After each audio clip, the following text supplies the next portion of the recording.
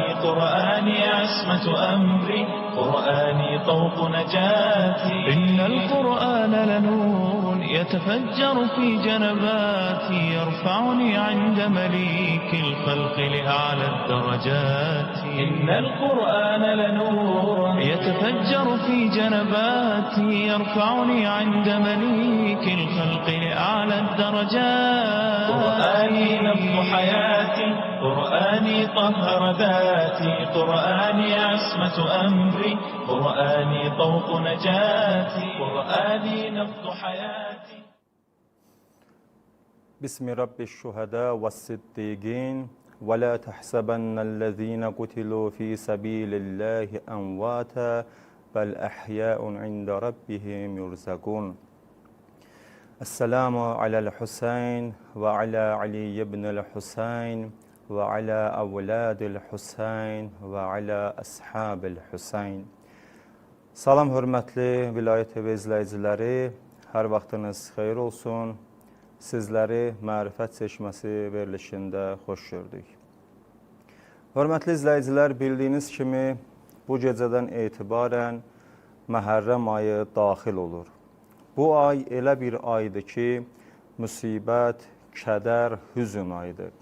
Çünki bu ayda bizim imamımız, mövlamız, rəhbərimiz, canımız, əzizimiz şəhid olubdur. Bu ayda elə bir şəxs şəhid olubdur ki, Həzrəti Rəsul-i Əkrəm Salavatullahın gözlərinin nuru idi. Həzrəti Peyğəmbərin nəvəsi idi, gözünün işığı idi. Bu ayda bizim əziz imamımızı zalimlar, zülümkarlar amansızcasına şəhadətə yetiriblər.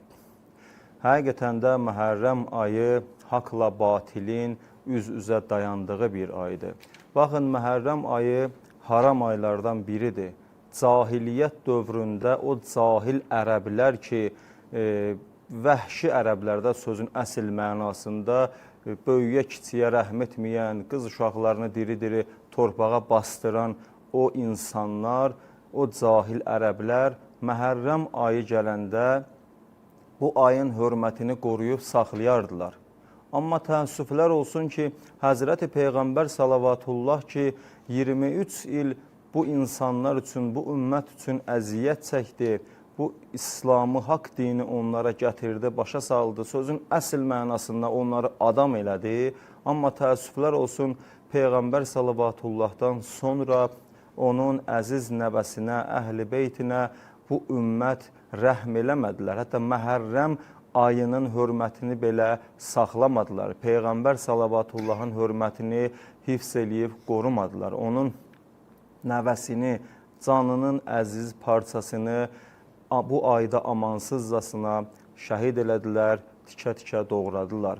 Yəni, bu ay həqiqətən də bizim məzlum imamımızın məzlumcasına şəhadətə çatan aydır. İmam Rıza əleyhissalam buyurur ki, atamın, yəni İmam Musa Kazım əleyhissalamın Məhərrəm ayı daxil olanda güldüyünü heç kim görməzdi. Yəni, üzü gülən halda olmazdı, görünməzdi. Niyə? Çünki bu ayı olduğu kimi dərk edib başa düşürdü bizim məsum imamlarımız, böyük alimlərimiz bu ayı olduğu kimi başa düşürlər. İmam Hüseyin əleyhissalamın əzəmətindən xəbərdardılar və Allaha and verir, izzət-i cəlalına xatir bizləri də bu ayın hörmətini saxlayanlardan və bu ayda öz imamımıza layiqincə əza saxlayıb əzadarlıq edənlərdən qərar versin inşallah.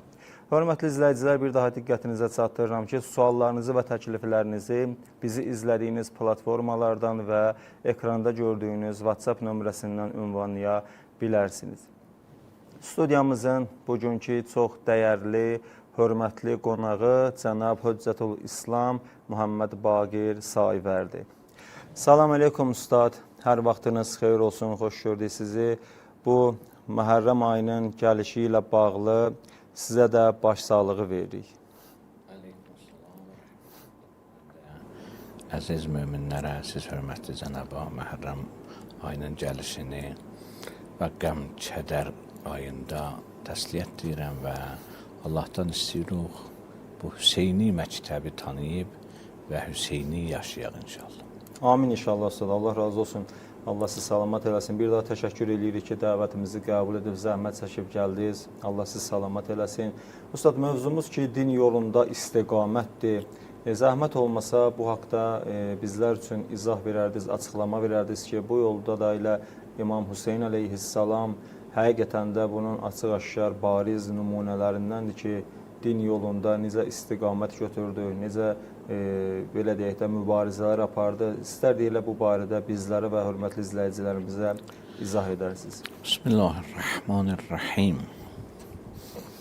İnnə haula qovmun ləzimu taətəş şeytan və tərəku taətər rəhman. İmam Hüseynin cümlələri özü Kərbəla hadisəsini izah edir. Yəni, ən gözəl mənbə imamın gördüyü hərəkətdə izahat imamın öz cümlələridir. Bəli. İmam bu işi niyə görüb, bu addımı niyə atıbdır? İmam buyurur ki, bu qovmi ki görürsünüz, bu insanlar ki toplanıblı bir yerdə, istər Bəni Üməyyədir, Yəzidin ətrafında, yaxud İslam dünyası o zaman, bu qovmudan məqsəd bir Bəni Üməyyə və Yəzidin sarayının adamlarıdır. Bir də o zamanın ümumiyyətlə cəmiyyətinin atmosferidir. Deyir, bu qovm ləzəmu taətəş şeytan. Bunlar şeytan itaətinə gəliblər, özlərini yaşatdırırlar. Daha Allahın, Rəhmanın itaətindən bunlar çıxıblar. Bilirsiniz, tarix boyu haqq-ı batil məsələsində insan ya batil tərəfdə olar, şeytanla birləşər, ya haqq tərəfdə olar. Deyir, bunlar beləncə olublar. Tərəku taətəş şeytan, üzr istəyirəm, ləzəmu taətəş şeytan, şeytanın itaətini özlərinə lazım bilirlər və tərəku taətəl rəhman, Allahın da itaətini buraxırlar, tərk edirlər. Nəticədə nə olur? İnsan vaxtı tevhidi yaşamasa, insan vaxtı Allahı həyatından silsə, əzhərul fəsadə fil ərzi, yerdə başlayar fisk və fəsad eləməyə. Nə cür fisk və fəsad eləyər? Və əbtəlul hudud və şəribul xumur və stəsəru fi əmvalil fuqara vəl məsakin. Allahın qanunlarını tərk edər. Cəza qanunlarını, kim günah edir, onlar tərkilər o cəzalar. Şəribu əl-xumur, xəmr və içki içmək rəvac tapar, yayılar. Və stəsiru fi əmvalil fuqara, yoxsulların malına dexalət olunar, əl aparıb gətirirlər, yoxsulların və miskinlərin malını qarət olar, qəsb olar. Yaxşı, bu atmosferi ki, Bəni Üməyyənin atmosferidir. Bu atmosferi ki, Yəzid və Yəzidin ətrafının atmosferidir. Bunlar da Peyğəmbərin dediği uslublan çıxıblar. Maraqlıdır ki, İslamın gətirdiyi Peyğəmbərdən sonra imamətdir. Yendirdik, oldu xilafət. Bəni Üməyyə yendi, elədi səltənət. İmamət, yəni bir şəxsi Allah tərəfindən seçilə. Nəinki cəmaat tərəfindən. Cəmaat tərəfindən özdə bir sıra sifətləri olar imamətdə. Məxsus sifətlər var. Məxsus sifətlər var. Qur'an Hz. İbrahim barəsində imamət bəhs eləyəndə danışır, imam zalim ola bilməz, məsum olar, heç nə zülm eləyənməz. İsmət sifətinə bilir. Allah seçər imamı. Bu imamət bəhsi, amma bir dərəcə yansın olur xilafət. Olur, məsələn, xalqı seçir. Ondan aşağı dərəcə ki, Bəni Üməyyə Yəzid ilə onu İslam cəmiyyətinə gətirdi. Budur ki, Muaviyyə seçsin Yəzid olsun. Buna deyirlər səltənət. Pəs 3 dənə etab, imamət, xilafət, səltənət. hələ bu məsələ Muaviyyədə çox uca çıxmırdı. Çünki Muaviyyə dinin zahirisini saxlayırdı, riayət edirdi. Bəli. Əlbəttə Muaviyyə barəsində çoxlu kitablar var. İnsan istəsə araşdırsın o kitablarda. O zərbələr ki Muaviyyə vurubdu İslam'a çox-çoxdur. Amma hər halda saxlayırdı zahiri. Əbu Reyhan Biruni Malil Hind kitabında deyir, Muaviyyə but ticarət eləyərdi. Öz xilafət dövründə o butlar ki İslam ərazisində onları götürmüşdülər, butpərəstlik qutulsun güya, bu Hindistana bunları sadir eləyərdi. Sındırmaz da, butları dağıtmazdı. Ticarət eləyərdi, gəlir qazanırdı. Bu gəlib but satardı o da, but olaraq satardı. Bəli, bəli. Bütün Van'da Cəmaata butpərəstlərə butu satardı və İlah ünvanında. Bu Malil Hind kitabında Əbu Reyhan Biruni yazır.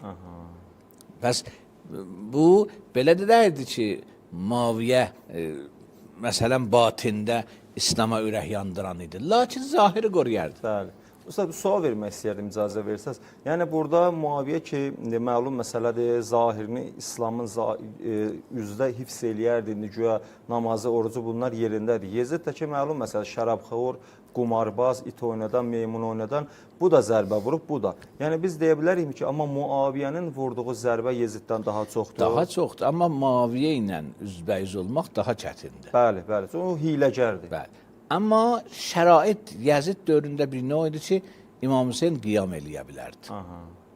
Muaviyyə dövründə İmam Hüseyin də var idi. Bəli. Yəni 10 il İmam Hüseynin imaməti Muaviyyə dövründə idi. Belə deyildi ki, Yəzid dövründə İmam Hüseyin imamı olubdu. İmam Həsən əleyhissalam şəhid olandan sonra 10 il imamət İmam Hüseyin Muaviyyə dövründə. Muaviyyənin dövrünə düşüb. Amma imam buyururdu ki, qardaşım sülh müqaviləsi bağlayıb, mən də riayət eləyirəm. Şərait bir nə idi? Muaviyyə bir forma idi ki, üzbəyiz olma ondan mürəkkəb idi. Çətin idi, bəli. Amma Yazid məsələsində bu məsələ neçə tərəfdən rahat idi. Bir Yazidin öz şəxsiyyəti tərəfindən. Onun şəxsiyyətsiz şəxsiyyəti tərəfindən. Bəli. Yazidin özünün işləri, gördüyü hərəkətləri. İkincisi, bu forma ki, imamət və xilafət gəldi səltənətə, Yazidinlə gəldi. Bu. Üçüncü məsələdə İmam Hüseyndən birbaşa beyət istərlər. Yəni, üçüncü məsələdə bu idi ki, imamdan beyət eləmək, birbaşa. Muaviyyə dövründə belə bir şey yox idi, amma burada beyət istərlər birbaşa. Bu beyətdən də imtina məsələsi var idi. Bu beyətdən də təslim olmamaq üçün beyət eləmək Yazidə aşkarcasına mənası bu idi ki, Yazidin həm bu qurduğu səltənət düzdür, yəni Muaviyyədən səltənət formasında gəlmək düzdür və həm Yazidin öz gördüyü işlərdə eybi yoxdur, İslam xəlifəsi kimin düzdür. Ona görə imam buyurur ki, mən beyət eləsəm, belə deyir ki, mən zəlil ollam. Düzdür, bəzi cümlələrində var, mən zəlil kimin beyət eləmərəm. O bir insan olaraq, bir mömin olaraq. Amma bir sıra cümlələrdə var, din fatihəsi oxunar. Yəni, fəqət şəxsi bəhsi deyil ki, insan mömin olaraq gərək zillət altına girtməyə. Heyhat minnə zillə. Bir o var, ikincisi də möminin, hər müsəlmanın öhdəsinədir ki, dini qoruya. Deyir, mən beyət eləsəm, din də təhlükəyə düşər. Pəs, atmosfer bir nə idi ki, belənci bir vəziyyət gəlmişdi. Bəli.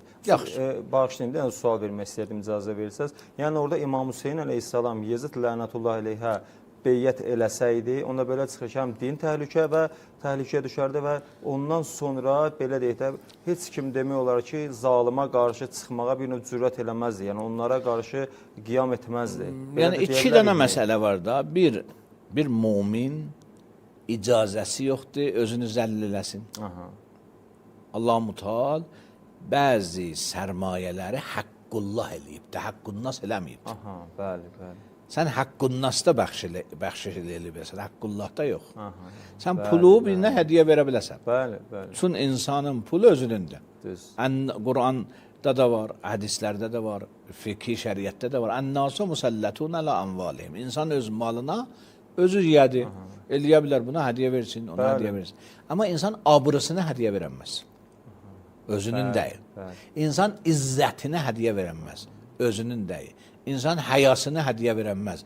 Ödündə deyə mənim həya mənimdir, özüm bilirəm. Həyasız. Bu haqqullaha qalır. Bu haqqullahdır. Bəli. Ona görə izzət haqqullahdır. Heç kəs eləyənməz başqasına izzətini bəxş eləsin. Zəlil olsun. Bəli. Ona görə İmam Hüseyin buyurur, mən bir imanlı bir şəxs kimində zillət altına girmərəm. Bir bu. Bəli. İkinci məsələ də bu məsələdə Yəzidə beyət eləmək İslamın fatihəsidir. Müminin zillətidir heç. Bəli, bəli. İslamın da fatihəsi. Fatihəsi. Din də orada aradan gedəcəkdir. Din də qutulacaqdır. İmam buyurur, mən dini saxlamağa hamıdan daha üstünəm. Bu cümlənin də axırında buyurur. Ənə oğlan, mən qamə bi nusrəti dinillah. Mən daha üstünəm. Bu iki Allahın dininə kömək eləyəm. Nə Allahın dinini təxrib eləyəm beyət eləmaqla. Niyə İmam Hüseyin daha üstündür? Əvvəla imamət dərəcəsi var. Hamı dini saxlamalıdır. Bəli. İmamın əslən birbaşa öhdəsindədir ki, Vəzifəsidir. dini saxlasın. Bir bu. İkinci məsələ budur ki, imamdan beyət almaq istəyir. Yəni bu məsələ imamla üzbəyiz olubdur. Yəni başqalarından beyət istəmir ki, imamla və neçə nəfər idi adları. Bəli. Ona görə birbaşa bu hadisə gəlib kimin başına? İmamın başına. Ona görə imam buyurur, mən daha üstünəm Allahın dinini burada neyniyəm? Saxlayam. Və ezaz-ı şər'ihi, Allahın şəriətini burada izzət verəm. Allahın şəriəti düşməyə zəlil ola. Pəs bir insan zəlil olur, bir din ayaqlanır. İmam Hüseyin qiyam elədi, həm insan əziz olsun, həm din ayaqlanmasın, həm din qalsın. Bu bir məsələ. Amma o bəhsi ki, bizi istəyirdik bu cələsədə danışaq, budur ki, bu yol rahat yol deyil. İnsan imtina eləyə beyətdən, dayana, baxın, insanın prosesi beləncədir. İnsan bəzən haqqı dərk eləməz. Bəli. Bu necə haqqı başa düşə? Bu birinci mərhələdir. İnsan haqqı bilə. Allahı tanıya, qiyaməti tanıya, haqqı tanıya. İkinci məsələ budur ki, haqqı getmək yolunda tanıya. Sən indi Allahı tanıdın, Allaha getmək yol haradır? Onu da tanıya insan Allaha getmək. İnsan bəzən məqsədi tanıyar, yolu tanımaz. Elədir, düz. Məqsəd itər, bəzi insanlarda məqsəd olar nəfs, məqsəd olar şeytan. Bəzən yox, məqsəd Allahdır. Amma bilmir Allaha gedən yol haradır. Yolu tanımır, yol itirir. Pəs birinci yol məqsədi tanımaqdır. İkincisi yolu tanımaqdır. Üçüncüsü yola getməkdir. İnsan mümkündür sirfən tanıya. Getməyə. Hərəkət eləməyə. Yola düşməyə. Çoxlar var, bilirlər namaz haqqdır. Amma mühit qoymur. Özlərinin ruh zəiflikləri, Tənbəllik bəzən tənbəllik, günahla bahəm yaşamaq, günahlı həyat səbəbdir, ruh zəif olsun. Bəli, bəli. Bildiyini, haqq tapdığını yaşamasın. Bəs üçüncü mərhələdə budur ki, addım ata. Dördüncü mərhələ çox çətindir. O addımında istiqamət ola. O addımında dayana. İnsan bir hərəkət eləsə mümkündür, o hərəkətinin qarşısında çoxlar müxalif ola. Bəli, bəzi maniyələr çıxar qarşısına. Namaz başlayıb qılmağa, mümkündür bir mühitdə yaşayır ki, qardaş da bilmir namaz nədir, ata da bilmir, ana da bilmir, əqrəba da bilmir, iş yoldaşları da bilmir, o mühitdə də bilmir. Bu namazı addımın atıbdır. Mühim budur ki, bu addımın atandan sonra istiqamət eləyə. Sabit qədəm qala bilə. Sabit qədəm qala, dayana bilə. Bu yolda addımlarını möhkəmləşdirə bilə. Bunun adına da yox istiqamət. Pəs dördüncü mərhələdir.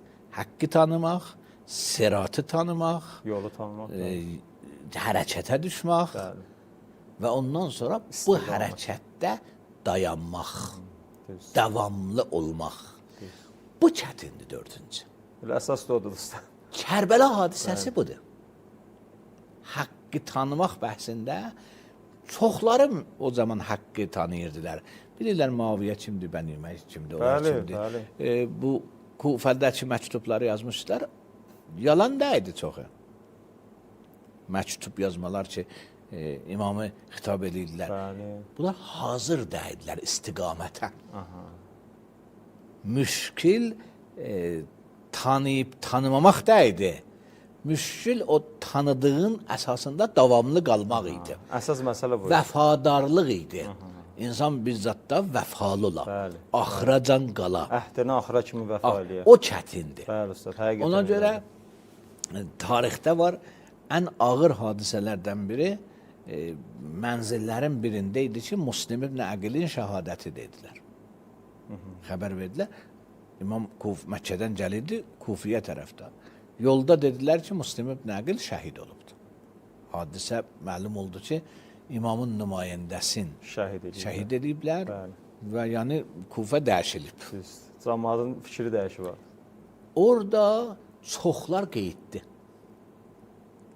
İmamla olanların çoxu qeyddi. Qayıtdı da, bəli. Hətta Luhuf, mərhum Seyyid ibn Tavusun bir kitabı var, Luhufdur, məqtəldir. Bəli. Orada yazır, fəqət xalis əshab qaldı. Bir özün imamın əqrəbası qaldı, bir xalis əshab qaldı. Niyə? Məsələ-i haqqı batildə dayanmaq da mühimdir. Məsələ-i düz yol, əyri yolda, düz yolda istiqamət və davamlı qalmaq da mühimdir. O olmasa insan mümkündür İmam Hüseynin köməyindən əl çəkə çıxa gedə.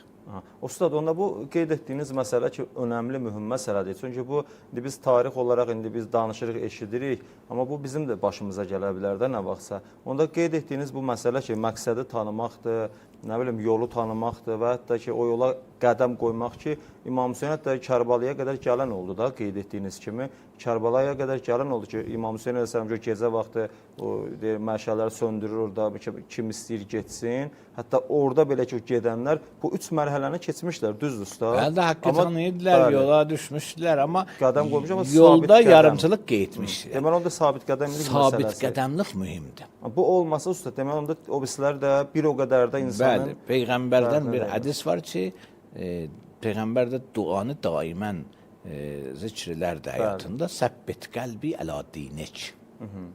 Mənim qəlbimi dinində sabit saxla. Qəlbim dayansın, yolda qeytməsin, yolda sönməsin, yolda iradəsizləşməsin. Bu mühimdir. Bunun adına deyərlər əzm. Bu hiç peyğəmbərlərə deyərlər olul əzm bu etibarındandır. Bəli, bəli. Yəni böyük iradə sahibləri. Bəzi insanlar olul əbsardılar. Bəsirət sahibləridirlər. Görürlər, haqqı tanıyırlar, batili tanıyırlar. Tanıma mərhələsidir. O bəsirətdir. Bəzi vaxtlar tanıma bəhsi deyil, əzm bəhsidir. Olul əzm olmaq lazımdır. Olul əbsarlıqdan qutulubdur. Ona görə vaxtı Allah-u Teala Quranda peyğəmbərlərini tərifləyir, buyurur, inna əxləsnahum. Biz o peyğəmbərləri özümüzə götdük. Bunlar bizimkilər. Bunlar xalisdirlər. Bunlar qarışıq deyirlər. Niyə? Davamında buyurur ki, çünki bunlarda 2 xasiyyət var idi. Ulul əydi vəl əbsar. Bunlar həm əl sahibləri idilər, həm göz sahibləri idilər. Nə bu fiziki bədənin əli və gözü? Başqa mənada. Qəlb, əl və göz. Yəni həm iradə sahibləri idilər, ona deyirlər əl. Həm düşüncə sahibləri idilər, ona deyirlər göz. Həm yolu görürdülər, məqsədi görürdülər, həm yolda getməkdə möhkəm iradələri var idi. İradələrini bunların şollaşdıramazlar. İradələrini bunların zəifləşdirməzlər. Suslaşmazlar. Kərbəla hadisəsi bilənci bir məsələdir ki, bizə böyük bir mesajı vardır. Allah razı olsun ustad. Allah sizi salamat eləsin. Həqiqətən də o qeyd etdiyiniz məsələ önəmli, dəqiq məsələlərdəndir ki, Allah Teala bizləri də inşallah belə bir imtahanlardan uzaq çıxarsın. Ustad, vaxtımızda təqribən bir neçə dəqiqə qalıb əgər... Bəli, Quranda bir dənə daha ayə var bu istiqamət bəhsində. Bəzi təfsirçilər buyururlar ki, Peyğəmbərin bir cümləsi var, bu ayəyə aiddir. O da istəqim kəma umirtə vəllezine amenu ma'ak. Ya vəllezine ma'ak. Bunu necə Allah sənə əmr eləyib, dayan, istiqamət elə. Allahın buyurduğu əmri yerinə yetirməkdə yorulma. Bir də sənlə olanlar da bu iş görsünlər. Peyğəmbər Əkrəmdən bir hədis var, buyurur, şəyyəbətni surəti Hud. Hud surəsi məni qocatdı. Bir təfsirə görə, bir ayrı təfsirlər var bu cümləyə barəsində. Bir təfsirə görə bu cümləyə aiddir. Ki, çün özünün dayanmağı rahatdır. Bəli, bəli. Amma başqaları da bundan bir yerdə dayansınlar. Bunlar çətindir. Görürsən, İslam tarixini siz oxuyanda, Uhudda görürsən, istiqamət yox idi. Düzdür. Yəni, Uhudda Peyğəmbər buyurdu, siz o təpədə dayanın. Düzdür. 50 nəfərə təpənin üstünə deyir, dayanın. Biz qalib də gəlsək dayanın, məğlub da gəlsək. Amma bunlar tamaha görə hamısı oradan təpəni buraxdılar. Neçə nəfər qaldı, onlar da şəhid oldular. Gəldilər əşaya. Niyə dayanmadılar? Burada bəhs bu idi ki, bunlar istiqamətləri yox idi. O göstərişdə ki, Peyğəmbər göstəriş vermişdi, o göstərişi axıradan yerinə yetirmədilər. İnsan bəzən zəəfi odur və çatışmamazlığı odur. İmam Hüseyin məsələsi də bir cəhəti budur. İmamın istiqaməti, dayanmağı, dini bərpa elədi. İmam heç vaxt əyilmədi. Heç vaxt yolda sınmadı, şollaşmadı. İmamın iradəsini zəiflədənmədilər. İmamı yolundan qeytərənmədilər. İmam buyurur, mən heç vaxt o qaçan qullar kimin, ya o qullar kimin, zəlil qullar kimin əlimi, beyət əlimi vermərəm Yəzidə. Bunlar nədir? Dayanmaq. Həm izzətdir, həm də bu məsələdə nə etməkdir? Axıracan dayanmaqdır. Bəli, Ustad, elədir. Həqiqətən də elə belə deyək də bizim elə mərhum şəhid rəhbərimiz də eyni ilə Cəddi Hüseyn ibn Əli kimi axıra qədər dayandı və bunun bəzən biz indi sizin kimi böyük alimlərdən eşidirik, bəzən minbərlərdə ki, İmam Hüseyn əleyhissalam belə elədi, belə axıra qədər dayandı. Bəzən insana tarixi bir belə deyək də hadisə kimi gəlir. Amma bugün biz öz əsrimizdə, öz dövrümüzdə bir neçə ay bundan qabaq bunun həqiqətən də canlı nümunəsini əziz və şəhid rəhbərimizdə gördük ki, son nəfəsinə qədər eyni Cəddi Hüseyn ibn Əli kimi dayandı, zülmə baş əymədi, dini də yaşatdı. Həqiqətən də öz Bəli, buyurdu ki, misli la yubayi misləh. Haman cümləyi ki, İmam Hüseyin əleyhissalam Yəzidə dedi, rəhbər-i şəhid də dünya müstəkbirlərinə, dünyadakı zor deyənlərə, dünyadakı bir növ emperyalisti fikir edənlərə dedi ki, misli la yubayi misli. Bəli, Ustad. Allah razı olsun, Ustad. Allah sizi salamat eləsin.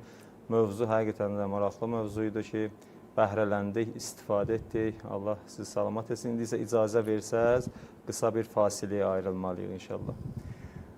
Bəli, hörmətli izləyicilər, indi isə qısa bir fasiləyə ayrılırıq.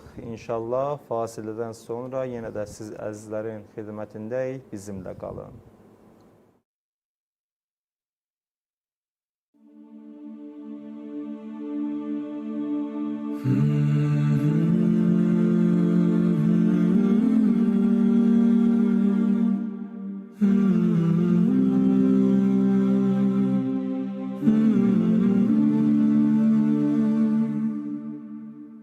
يا رحمن يا رجاء العبود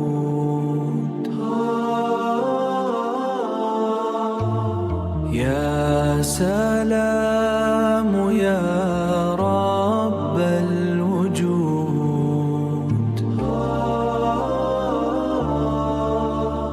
يا قدوس يا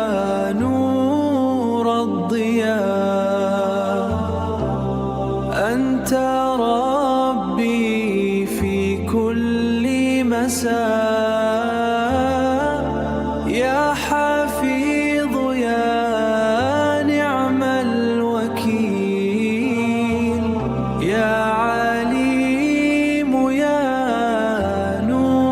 السبيل يا لطيف في سرور السبيل يا لطيف في سر الخفاء أنت أنسي في كل بلاء يا غفور يا كنز العطاء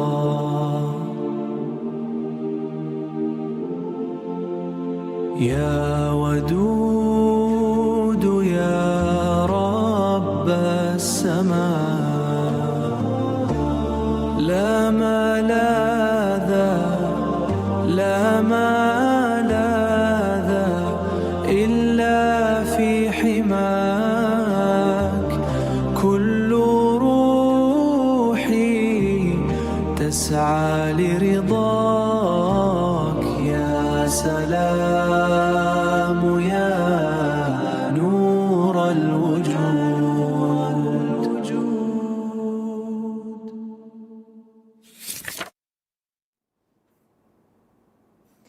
Bir daha salam aleyküm, hər vaxtınız xeyir olsun, hörmətli izləyicilər. Artıq verilişimizin ikinci hissəsinə başlayırıq. Həmişə olduğu kimi verilişimizin ikinci hissəsi siz dəyərli izləyicilərin suallarına həsr olunur. İnşallah ustadımız vaxt çərçivəsində sizlərin suallarını cavablayacaq.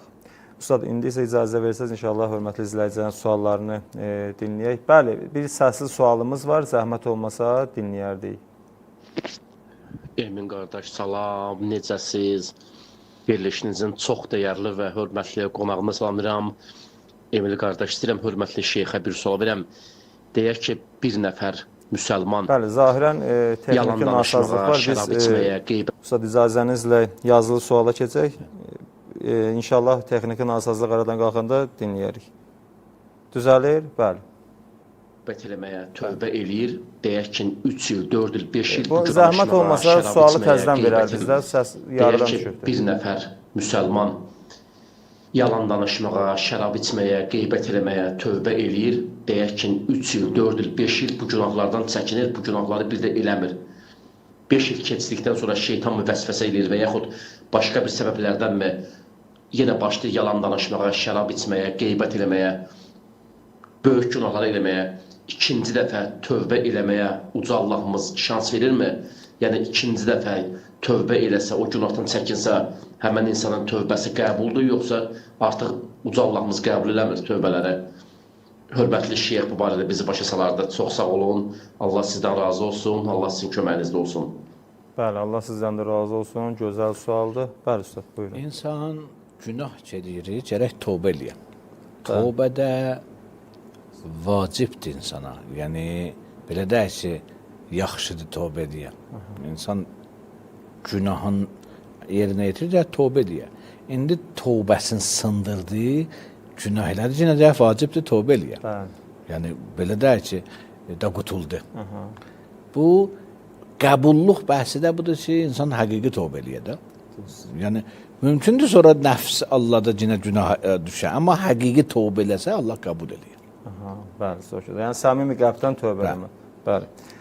Zəhmət olmasa başqa bir səsli sual da var, onu da dinləyərdik.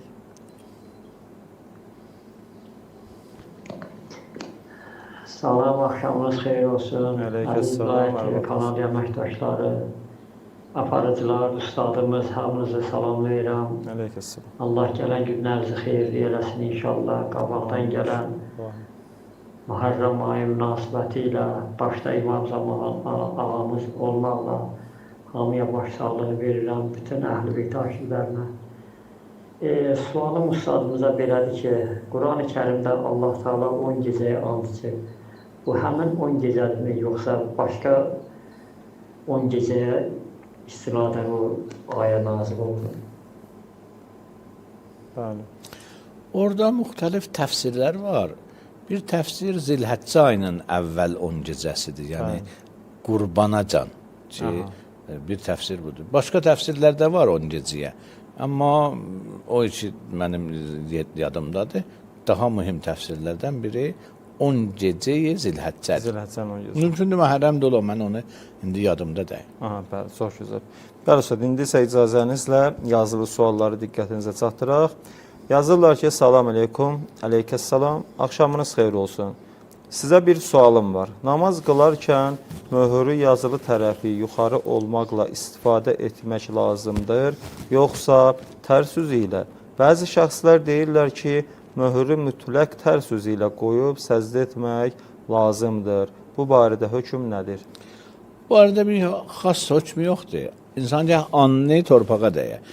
Əgər o yazı bir formadır ki, insan vaxtı anının qoy möhürə, bir zərrə, məsələn, dəyiri.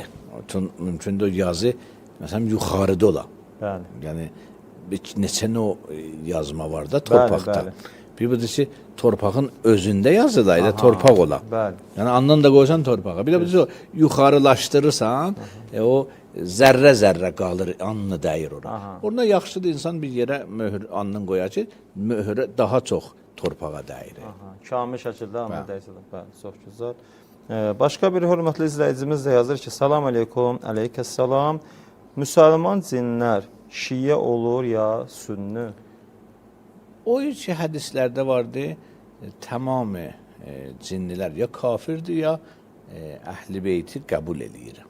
Yəni, belə deyək ki, əhl-i beyti qəbul eləməyən olar. Bu bir hədislərdə var. Çün, məsələn, o iki Qədir-i görmüşdü onlardan, diriydim çox uzun müddətdə. Bəli. Lakin bu bir təhqiqi bir mümkündür məsələ olmayan. Lakin belənçi bir məşhurdur. Aha, bəli, çox gözəl. Ustad, başqa bir izləyicimiz də Həzrəti Əli əleyhissalamdan bir hədis yollayıb. Həzrəti Əli əleyhissalam buyurur ki, deməli, bil ki, dünya sınaq və çətinlik sarayıdır. Bu sarayda insanın elə asudə və bekar bir saatı yoxdur ki, qiyamət günündə onda həsrət yaratmasın. Sonra yazır ki, salam, aleykəssalam, Məhərrəm ayı hamımıza bol, gözəl ibadət nəsib etsin. Zəhmət olmasa bu hədisi izah edərdiniz. Qiyamətin adlarından biri Yevmul Həsrətdir. Bilirsiniz, qiyamətin Quranda 30 danadan çox adı var. Yevmul Fəsl, Yevmul Təqabun, ondan sonra biri də Yevmul Həsrət, Yevmul Hesab. Bəli. Yevmul Həsrət yəni həsrət günü. Bəli. Hədislərdə vardır ki, hamı həsrət yeyər. Fəqət kafir həsrət yeməz, fəqət cəhənnəmə gedən həsrət yeməz. Hətta behişdə gedən mömin də həsrət yeyər ki, mən bəzi əməllərin dəyərlərini çox ucuz bilirdim. Bəli. Namazımın dəyərin qiymətini ucuz bilirdim, orucumun ucuz bilirdim, sədəqəmin ucuz bilirdim, xeyr əməllər. Bilsəydim bir bələm qiymətlidir, daha çox bu əməlləri görərdim. Ona görə o da az bu əməlləri görməyə və ya keyfiyyətini az diqqət eləməyə həsrət yeyər. Pəs həsrət umumidir. Təkcə cəhənnəmə gedən ya günah olan da o ki, savab da qazanıbdır, daha bundan gözəl savab qazana bilərdi, daha keyfiyyətli savab, ona da həsrət yeyir. Ona da həsrət, aha, çox gözəl. Deməli, Ustad, başqa bir izləyici də yazır ki, zəhmət olmasa, Qəmər surəsinin 55-ci ayəsini izah edərsiniz. Ayədə buyurur ki, Əuzu billah fi məqədi sidqin ində məlikin muqtədir. Qüdrət sahibi olan hökmdar hüzurunda doğruluq və sədaqət məqamında ki, yazır burada bu ayədə qeyd olunan məqədi, sidq, doğruluq məqamı dedikdə nə nəzərdə tutulur? Bu məqamın xüsusiyyətləri hansılardır və həmin məqama kimlər nail olacaqlar? Onu gərək Quran təfsirinə müraciət edək, baxaq bu forma umumi demək olmaz. Hər halda məqam-ı sidq özü irfanda böyük bir məqamdır. Sidq məqamı. İnsan, bilirsiniz, ariflər insanın dirçəlişini, kamilləşməsini etab-etab bilirlər. Deyirək, insan məsələn əvvəl ayılar, yəqəzə baş verər insanda. Sonra tövbə eləyər, sonra Allahın məhəbbəti qəlbində daha çoxalar. Bir gəlirlər, bir məqamda məqam-ı sidqdir. İnsan bir növ olar ki, dediği, inandığı ilə, yaşadığı ilə eyni olar. üçü də bir olar. Etiqadı da, sözü də və yaşadığı da. Bu məqam-ı sidq böyük bir məqamdır. İndi bu ayə ona işarədir ya yox, gərək müraciət edib baxaq. Bəziləri deyir ki, İmam Hüseyn əleyhissalam da Aşura günü bu ayəni oxuyubdu. Yəni deyir, məsələn, bu Hər ayəni halda oxumaqdan... o Aşura gündə ən gözəl nümunədir bu məsələyə ki, dediği kimin yaşayır, inandığı kimin deyir. Aha, elə yaşadığı kimi də Bəli. dünyasında yaşayır. Bəli, üstad.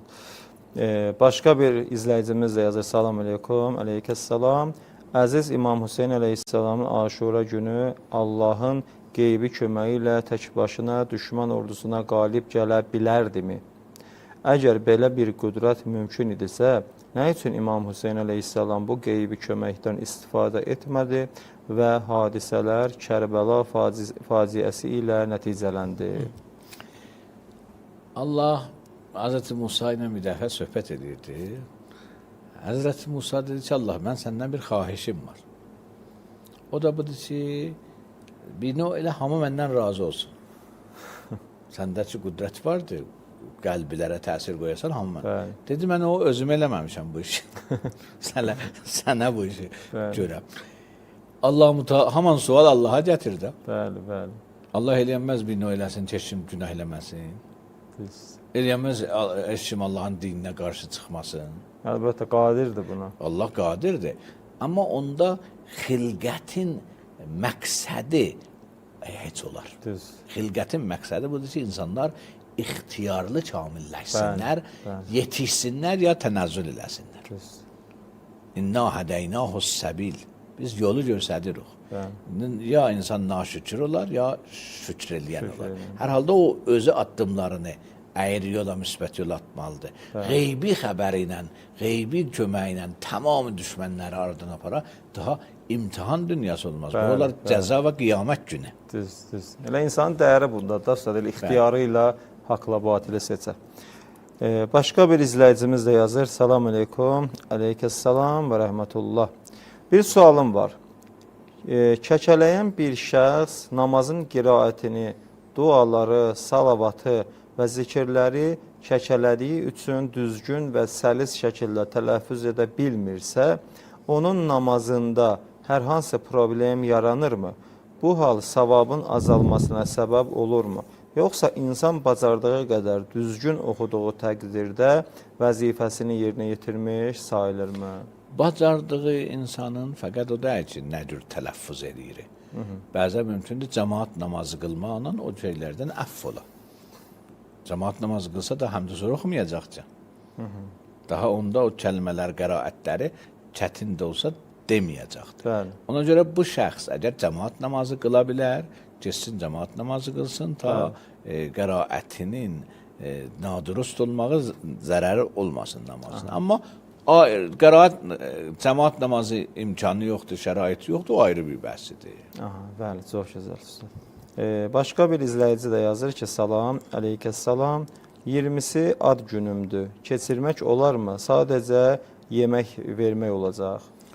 Sirf yemək vermək eybi yoxdur insan yemək verə. Amma baxın, hər halda insan gərək imamın matəmlığını unutmaya. Yəni, eyni halda ki, mümkündür yemək verə, ad gününü çevirə imamın ehsanına.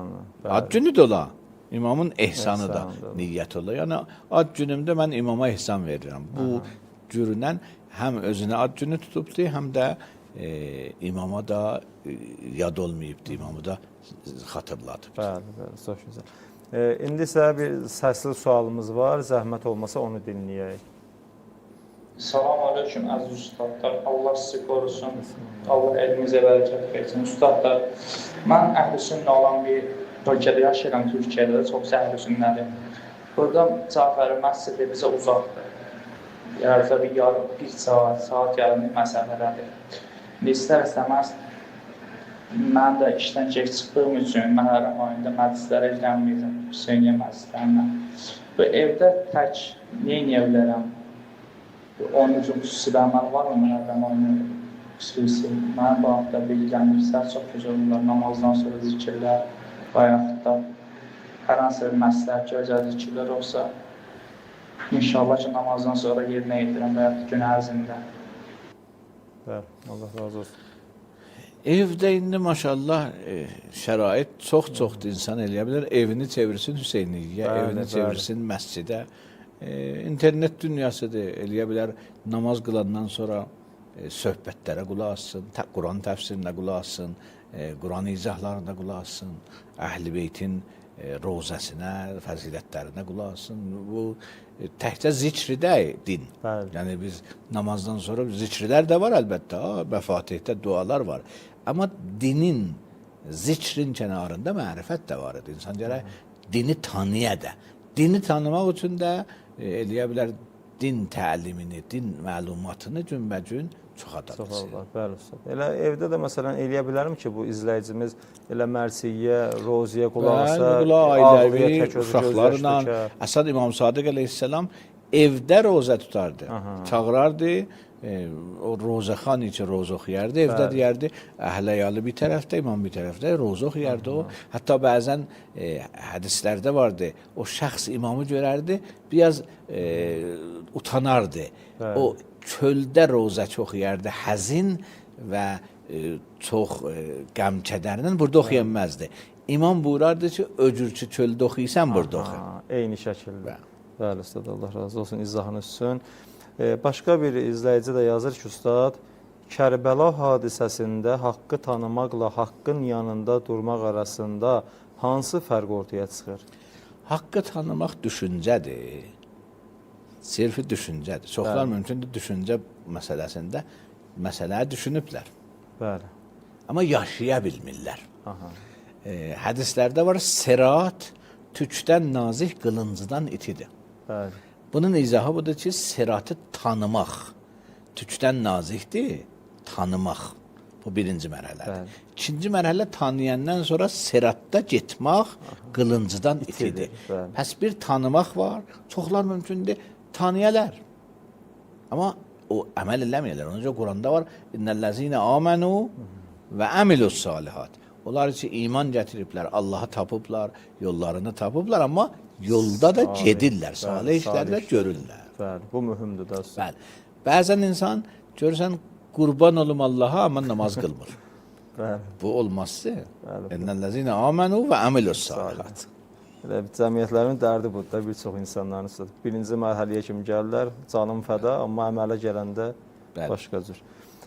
Deməli, üstad, başqa bir izləyicimiz də yazır ki, Aşuranın əsas dərsi şəhadətdirmi, yoxsa dəyərlər uğrunda qətiyyətli mövqe nümayiş etdirməkdir? Şəhadət məqsəd deyil, dərs olsun. Şəhadət vasitədir. İnsan belə deyir ki, şəhadət üçün can ata. Dini qorumaq üçün can atmalıdır. Bəli, bəli. Öz ilahi vəzifəni yerinə yetirmək üçün can atmalıdır. Mümkündür bunda şəhid ola, mümkündür diri qala. O mühim deyil şəhid olmaq, diri qalmaq. İnsan mümkündür fəyəqtulun, o yuqtalun. Quran vaxtı şəhidlər barəsində danışır, buyurur, İnnəllaha iştəra minəl müminin anfusahum və əmvalahum və ennə ləhumul cənnə. Möminlərdən alıbdır canlarını, mallarını əvəzinə cənnət verir. Sonra izahında buyurur ki, möminlər kimlərdir? Deyirlər ki, Allah yolunda döyüşürlər, cihad edirlər. Fəyəqtulun o yuqtalun. Fərq eləməz. Fatih olurlar, qalib olurlar, ya şəhid olurlar. Hər ikisi də o Allah onların canını aldı, onların malını aldı, əvəzinə cənnət verdi. Ona görə şəhadət məqsəd deyil, şəhadət vasitədir. O işi müqəddəsdir. Budur ki, insan öhdəçiliyini görə. Mənim öhdəçiliyim nədir? İmam Həsən Muctəbanın öhdəçiliyi sülh idi. Qiyam deyildi, sülh idi. Ona görə çətin idi imam. Hətta bəzi imamın ətrafındakı adamlar ki, imamın hərəkətini başa düşmürdülər, mənasını, imama deyirlər, ya muzilləl müminin, möminləri zəlil eləyən. Çünki nədir? Sülh elədi. Ona görə Peyğəmbər bunu əvvəldən bu məsələni diqqətinə möminlərə çatdırmışdı. Əl-Həsən və Əl-Hüseyn imaman, qama o qəuda. İmam Həsən və İmam Hüseyn ikisi də imamdır. Birinin vəziyyəti, vəzifəsi bu idi ki, qiyam eləyə, Birinin vəziyyəti və vəzifəsi bu idi ki, sülh eləyə. Otura, ya dura. Ona görə o ki, insanın öhdəçiliğidir, onu görmək önəmlidir. Bəli, bəli, usta, həqiqətən. Yəni vəzifəni olduğu məkana, şəraitə uyğun əməlləmək mühüm məsələdir. Bəli, çox gözəl. Deməli, ustad, başqa bir izləyicimiz də yazır ki, ədalət uğrunda mübarizə apararkən hansı dəyərlərdən güzəştə getmək olmaz? Onun insan özünə aid haqqıdan güzəştə gedə bilər. Yəni, sən ədalət yolunda mübarizə edirsən, bir nəfər sən haqqı yiyibdir, malı yiyibdir. Elə bilsən, bağışlayasan. Olasan muhsin. Biz bir dəfə bunu ərz edəmişik. Bir ədalət var, bir ehsan var, bir kəramət var. Ədalət budur ki, insan başqasının haqqını ayıqlamaya. Bəli. Ehsan budur ki, başqasının haqqını ayıqlamaya heç, bəzən də öz haqqından geçə. Kəramət budur ki, öz haqqından geçə, başqasının haqqını ayıqlamaya. Bundan da yuxarı bəzən lütf deliyə, məhəbbət deliyə. Bəzi insanlar adildilər, bəzi insanlar yuxarıdırlar, muhsindirlər, bəzi insanlar yuxarıdırlar, kərimdirlər. O ki, ədalət yolunda insan eləyə bilər, ondan göz yumsun, öz haqqlarıdır. Özünün şəxsi nələridir? Haqlarıdır. Çox gözəl. Bəli. Başqa bir izləyici də yazır ki, əgər bugün İmam Hüseyin əleyhissalam bizim aramızda olsaydı, cəmiyyətimizdə hansı problemlərə diqqət çəkərdi? Onu insan gərək hər halda hər cəmiyyətin özünə uyğun çətinliyi var, özünə uyğun hadisələri var. Cəmiyyətdən məqsəd əgər dünyadır, dünyanın hər bölgəsi, hər məntəqəsinin özünə uyğun nəyi vardır? Problemi var, çətinliyi var. Orada bəzi yerdə mənəviyyət boşluğu var, bəzi yerdə yoxsulluq məsələsi var, bəzi yerdə təfrəqə var, ixtilaf məsələsi var, müxtəlifdir. Yəni biz bir dana bu dünya üzrə iş deyənmərək nədir? Amma ən mühüm məsələlərdən İmam Hüseyin əleyhissalama o heyhat min nəzzillə indi tamamı dünyada baş verə bilər. Yəni insan zalimlərin zülmünə boynaymaya. İnsan dünyadakı fironların qarşısında heyhat min nəzzillə deyə bilər. Bu İmam Hüseynin müştərək dünya cəhətli məktəbi ola bilər. Bəli. Usta elə İmam Zaman əleyhissalam da gələndə elə siz buyurduğunuz işi görəcək də zalimlara qarşı mübarizə, küfürlə mübarizə. İmam Hüseyin əleyhissalam da əgər İmam Zamanın yerində olsa eyni işi görər. Düz usta? Bəli. Ədaləti yer üzündə bərpa eləmək, o zülmü aradan aparmaq. Bu nüktədə zülmü aradan aparmağın bir müqəddiməsi budur ki, zülmü qəbul eləməyə insan. Yəni zalimlərin fironluğunu qəbul eləməyə. Çox gözəl. Deməli, ustad, başqa bir izləyicimiz də yazır. Nə üçün imamlar əleyhissalam bəzən silahlı mübarizəni, bəzən isə elm və maarifləndirmə yolunu seçirdilər? Bunu mən bir dəfədə, 2-3 dəfə izah eləmişik. Baxın, imamlar özlərinin fərqləri yox idi ki, şəraitlərinin fərqi var idi. Ona görə şəhid rəhbərimizin bir kitabı var. 250'lik insan. 250 yaşlı insan. O 250 yaşlı insanın məqsəd 12 imamdır. 12 imamın yer üzündə zahiri yaşayışı 250 ildir. Bu 250 ildə ki, İmam Məhdiyyət Cəlallah Teala Fərəcəh Şərif sonra qeybətə çevrildi. Bu 250 ildə müəyyən işlər, müxtəlif işlər görülübdür. Müxtəlif işlər. Biri sülh eləyib, biri qiyam eləyib, biri universitet təşkil verib, biri məmuna, məsələn, imamımıza vəliyyət olub, vəzifə qəbul eləyibdir. Müxtəlif işlər olubdur. Biri təqiyyə eləyibdir, biri elmi işə məşğul olubdur. Bunlar nəyə? Bir nöqtə budur ki, gələk deyək, hərəsi fərq eləyirdi də, xasiyyətdə fərq eləyirdi. Yəni, birinin xasiyyəti cihad xasiyyəti var idi, şücaət idi, döyüşmə xasiyyət biləsində çox idi. Birində elmi xasiyyət var idi. Qeydir şəxsilərə. Bu kitabın şəhid rəhbərimizin sözündə budur ki, yox, qeydmir. Qeydir zamana, şəraitə, Zaman, məkan nə məsələsi. şəxsə. Bəli, bəli. O zaman şərait tələb eləyirdi qiyamı, o zaman şərait tələb eləyirdi sülhü, o zaman şərait tələb eləyirdi vəzifə qəbul etməyi, o zaman şərait qəbul eləyirdi o elmi işləri. Bunlar zamanə və şəraiti, yəni bir dənə adamdır.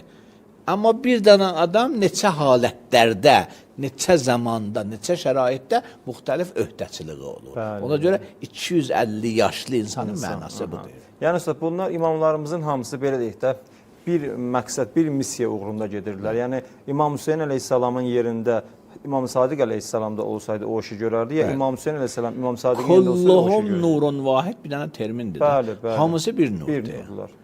Yəni öhdəçilik mühimdir. Bəli. Öz zamanını tanıyıb ona əməl etmək. Bəli, ustad, Allah razı olsun ki, gözəl şəkildə izah ediniz bunu. Allah sizi salamat etsin. Başqa bir sual da budur ki, ustad, yazırlar, həqiqi müqavimət düşmənə qalib gəlməkdir, yoxsa insanın öz nəfsinə qalib gəlməsi? Hər Gözəl ikisi sual, də bəli. var. Bir cihad nəfslə var, bir cihad düşmənlə var. Aha, bəli, Yəni neçə növ cihad var da? düz. Bir cihad-ı nəfsi var, bir cihad-ı əsğər var, cihad-ı əkbər var. Bəli. Bəzi şəhid rəhbərin nəzəriyyəsinə əsasən cihad-ı kəbir də var. Yəni 3 növ cihad var, 2 növ deyil.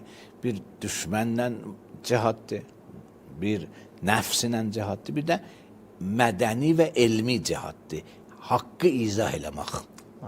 Haqqı izah eləmək fərq edir düşmənlə mübarizə eləməklə. Bəli. Fərq edir nəfsinlə izah eləmək, nəfsinlə mübarizə. Bunlar hamısı o cihadın bölmələridir və məşhur 2 növ cihaddır ki, cihad əsğər və cihad əkbər. bəli. Bu bir daha da cihad-ı rəhbər-i şəhidimizin cümlələrində var ki, cihad-ı kəbir adlanır. Aha, çox gözəl. Deməli, ustad, başqa bir izləyicimiz də yazır. Nə üçün imamlar zülmlə barışmaq əvəzinə ağır bədəllər ödəməyi seçirdilər? Əvvəla Allah icazə verməz insan zülm ilə barışsın. Ərz elədim, bəzi zatlar haqqullahdılar, haqqudnas deyirlər ki. bəli. İnsan eləyənməz dini bağışlasın. Dini qanunları göz yumsun. Desin, bu dini qanunlar olmasın. Bəli. Mənim əlimdə deyil ki. Orucu mən yığışdırıram. Namazı yığışdırıram. Mənim əlimdə deyil ki. Bu Allahın hökmüdür. Allahın hökmü. Allah bəzi istisnai halətlərdə özü yığışdıra bilər. Ha? Bəli, Allah gəlib özü buyurur, xəstəsən, mən yığışdırdım. Məsələn, filan təhlükəm var, eybi yoxdur, dəstəmaz alma, təyammüm elə. Allah özü qanunlarında eləyə bilər o prosesindən yığışdırır. bəli. Amma insanın əlində deyil ki, insan gəlsin öz başına dini azalsın ya çox azsın. Bəli, ustad. Ustad, Allah razı olsun. Təşəkkür edirik sizə, var olasınız. Artıq vaxtımız tamam oldu. Bunun artıq sual verə bilməyəcəyik. Bir daha minnətdarlığımızı, təşəkkürümüzü bildiririk. Çox sağ olasınız. Çox sağ olasınız, Təşəkkür var ederim. olasın inşallah. Bəli, hörmətli izləyicilər, bugünkü verilişimizin də sonuna gəldik, çatdıq. Dəyərli, əziz ustadımızın gözəl söhbətlərindən istifadə etdik. Allah Teala ustadımızın elminə, ömrünə bərəkət versin ki, bizləri İmam Hüseyn əleyhissalamın qiyamı ilə tanış etdi, marifləndik. İnşallah bizlər də son nəfəsimizə qədər haqq yolunda, Əhl-i Beyt yolunda sabit qədəm olan bəndələrdən olaraq inşallah. Dəyərli izləyicilər, gələn verilişlərimizdə görüşmək ümidi ilə sağ olun, salamat qalın.